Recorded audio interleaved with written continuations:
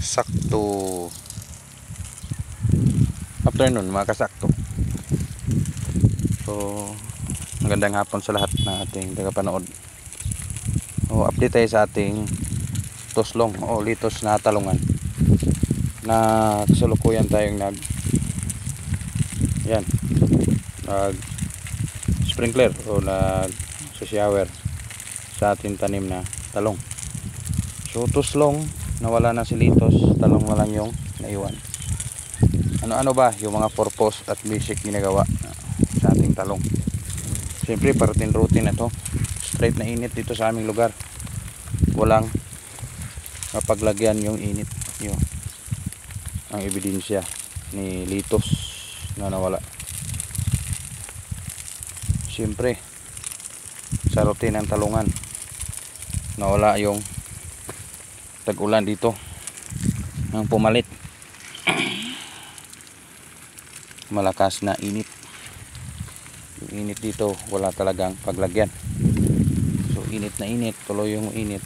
At yung ating tanim na talong kasalukuyan din nagbigay ng magandang resulta. Katulad yan, pansin nyo.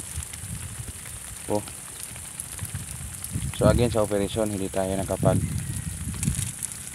bigay agad ng trellis for the purpose na gusto natin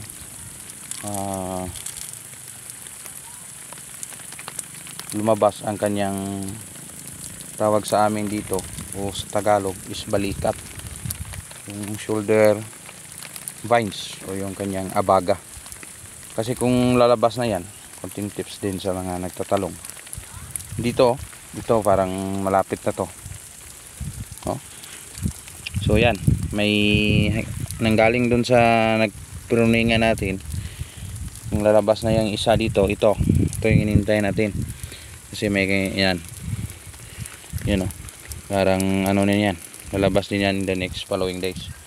So kung lalabas na yan, maganda na i-trellis. Yung sigitas, yung trellis pag matagal mo kasing nilagay, so may disadvantage na kasi yung mga sanga niya katulad nito, humiga na yan, nabigat na ano naman, gumalaw naman siya pag lipas ng panahon. Sige lang sa kanyang paglaki, hindi naman basihan yung kung gaano siya katagal sa ganyang edad. Hindi naman yan mapapano, hindi naman yan isang rason para bigay ng kunting bunga. Ang importante nito is yung mga bunga malalaki at good quality. Yun ang purpose natin sa ating pagpapatubig o continue sprinkler, bigay ng patubig sa tamang panahon. So yan yung ating tubig, hindi ganun kalakas. So 5 lang to na overhand shower, yung mga ganyan, yung mga paikot na ganyan, 1, 2, 3, 4, 5. Yung isa may trouble yan, kunin natin yan. So mamaya yung isa hindi umiikot. Pagkatapos natin mag video, may share natin sa inyo ang tamang pag-alaga. So ito na yung mga sabi ko na balikat na sanga. Ito yan lumabas na pambalikat, nag-share pa siya ng sanga. Yan, parang nag-uway sa taas. Yun ang pinapa-intindi ko sa mga viewers ko. Yan, ito balikat na to. Kung lalabas na yan, magbubunga na yan, mabigatan na yung talong, matumba na yung talong. So dapat yung trellis is kasalukuyang nauna na. So ito malaki na, schedule for harvest bukas. Ito talong na talong yan.